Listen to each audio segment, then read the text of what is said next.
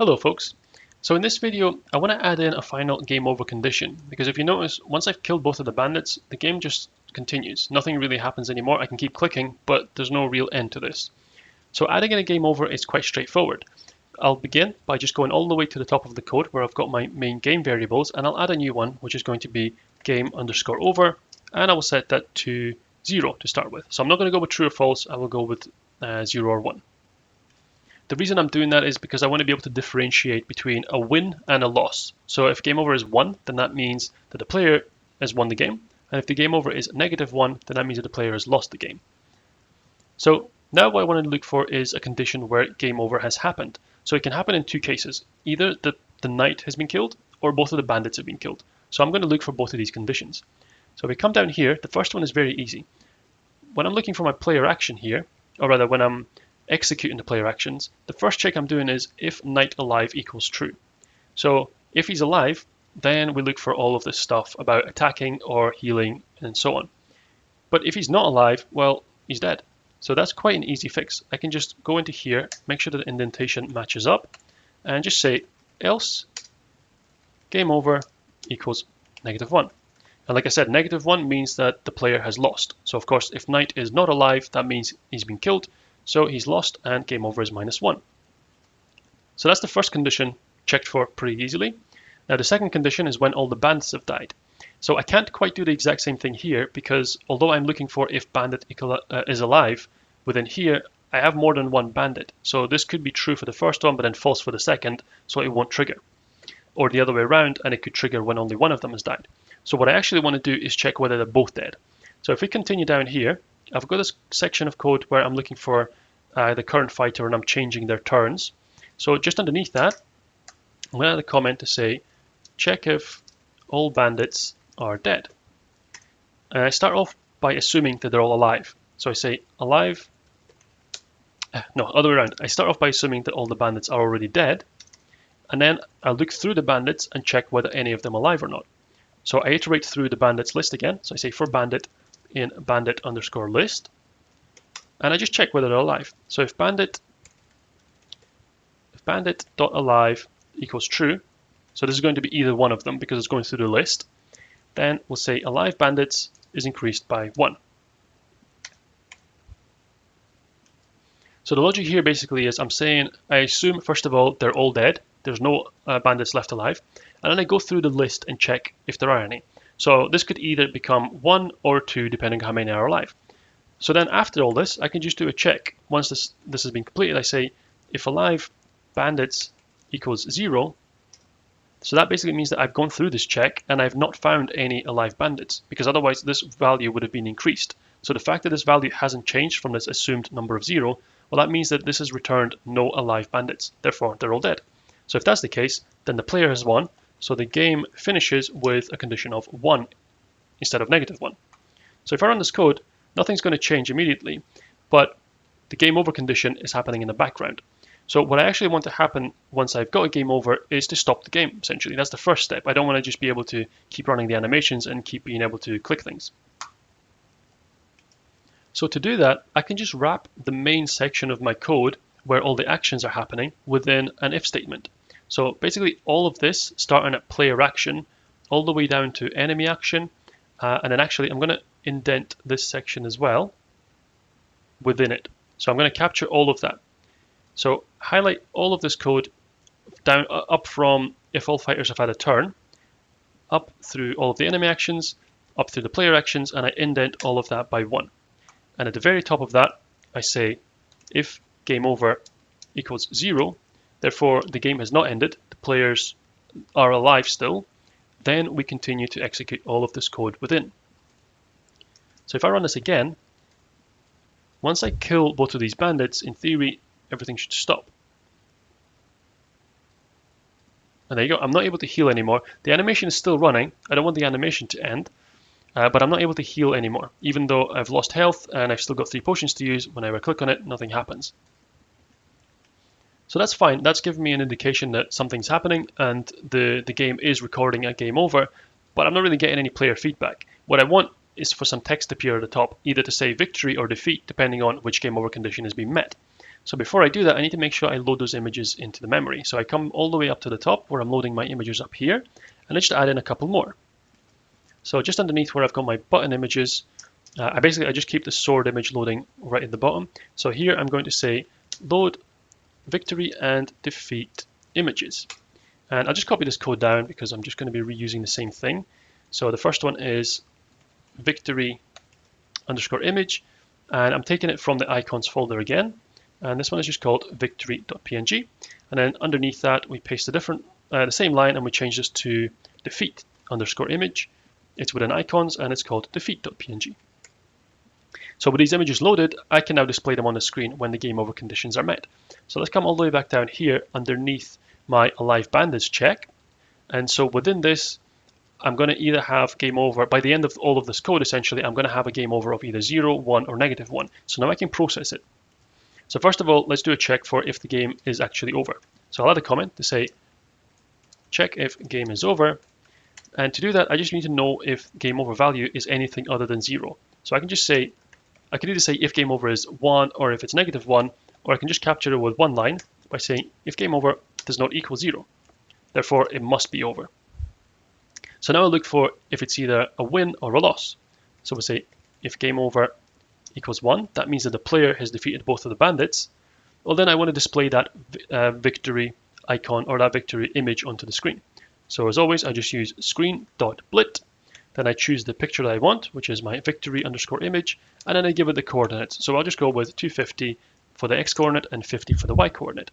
So let's run this code now. And if I kill both of these bandits, so now he's going to have his turn, and then I attack back, and there you go, it's coming up with victory at the top. So now I can do the exact same thing for defeat. Let's just copy this line down and change this to -1. And now instead of victory image, we blit defeat image. And this one's a little bit shorter, so I actually move it over to 290 on the x coordinate.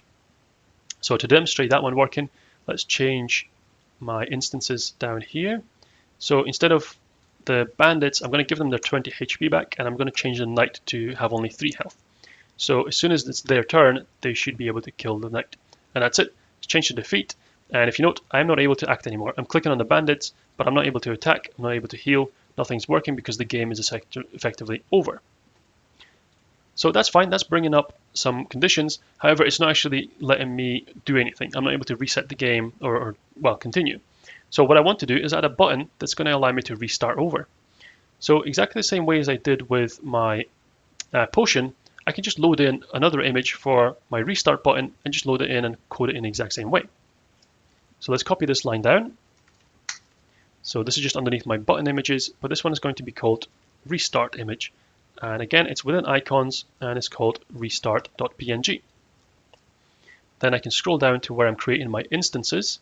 So here, if you remember, I've got my create buttons area and I've got my potion button. So I will just copy that code down and change this to restart button. It's an instance of, from the button module, an instance of the button class. Put it onto the screen, but this time it needs to be over on x coordinate of 330 and the y coordinate I'm going to put it on 120. Now the picture is going to be a restart image, and this is going to be a long rectangle, so the size of it is a little bit different. It's 120 by 30 pixels. So that creates the instance, but it's not going to be shown on the screen until I call it. And I only want to call that when I come to a game over condition. So let's come back up here, come down here, sorry. I'm looking for if game over is anything but 0. So at this point then, it doesn't matter if it's 1 or -1, I want to be able to reset. So I come down here and I said if restart underscore button.draw. So what it's going to do is show the restart button, and it's going to look for an input from it. Now I don't actually have anything coded in yet because I don't have a way of resetting everything. But what I want to do is be able to show this button coming up. So let's just put a pass for now. And what should happen is when there's a game over condition, which is when I'm about to get killed, this button comes up on the screen. So I can click it, but I haven't coded anything in for it for an actual feedback from it. So what do I actually want to happen? Well, when I click that restart button, I just want everything to reset back to its original conditions. So that means that the player and the bandits, all their health needs to return back to the full health. Their potions need to reset and so on, and their animations need to reset back to 0. Because remember, they're now in a death animation. because they've just been killed. I need all of that to reset back to the starting conditions. So quite an easy way to do that is just to create a new method within the fighter class. So we come back up to this fighter class, scroll down to where I've got my update method. Underneath I've got my idle, attack, hurt, and death. So just under death, but above the draw method, I will create a new one for reset. So we'll say def reset, doesn't take any arguments except for self.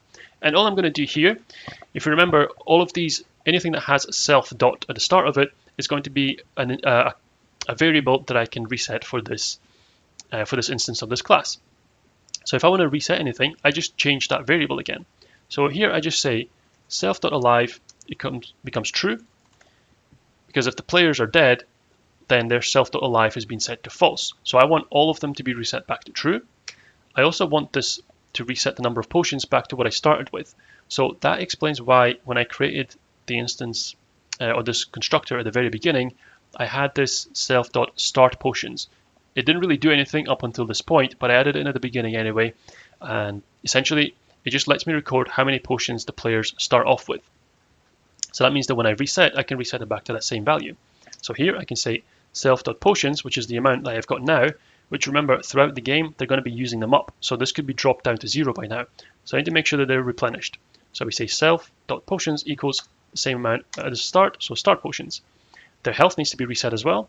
So self.hp equals self.max HP, which is kind of the same thing as start HP. And then of course the animation needs to be reset. So self.frame index goes back to 0. And then the action also go back to 0, because remember, the actions are what controls the animations. So if we come back up here, self.action, 0 means idle. So when I set that to 0, it resets everyone back to an idle animation. Nobody's attacking anyone, nobody's dead anymore. And lastly, as I've done with all the animations, I need to take a snapshot of what time it is. So I just copy this down here, and I take a new record of it here. So that's created my reset method. So that means that by just calling this method, I'm going to reset all of these variables for that particular instance back to their starting conditions. So that means that when I reset, I want to call this method for the knight and both of the bandits. And that's pretty straightforward. If I come back down to here, where I'm looking for my restart button being clicked, this is the code, or this is the area where I'm going to have that code. So first of all, let's reset the knight. Well, that's straightforward. I just call the knight instance, and then because I know that I've just created that reset method, I can just type that in here. So that's going to reset the knight back to the start. And then I do the exact same thing for the bandits. And because I've got 2 of them within that list, I can say for bandit in bandit_list, bandit.reset. So that's going to reset both of the bandits. So I could just type, instead of this, I could have just typed the same as I've done up here. I could just say bandit1 reset, bandit2 reset.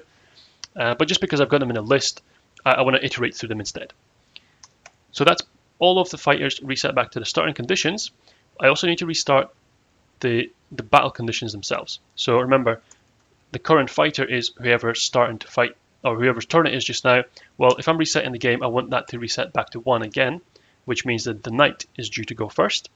I need to reset the action cooldown, so whoever's going first has to wait their turn. And then lastly, I need to make sure the game over is reset back to 0, because otherwise this condition is still going to be a little bit messed up. So we're saying basically this section here is just restarting everything back to scratch. So let's run this code and just see what happens. So I attack them, but they're going to kill me a lot quicker. And now if I click my restart button, you notice he pops back up, everything is reset, and it's my turn to play again. So actually this time I'll get an opportunity to heal, and then they'll kill me. Notice I've got 2 potions left. I restart and they're back up to 3. And that's pretty much it. The game is essentially complete, and I've made it in such a way that it's kind of customizable, so you can add in, you can change any of these variables, you can change quite a lot of the functionality within it, and you can add more animations, etc. if you like. So that's the end of the series. If you found this one useful, then please do leave a like, and if you want to stay up to date with more of these series, then feel free to subscribe. Thanks for watching.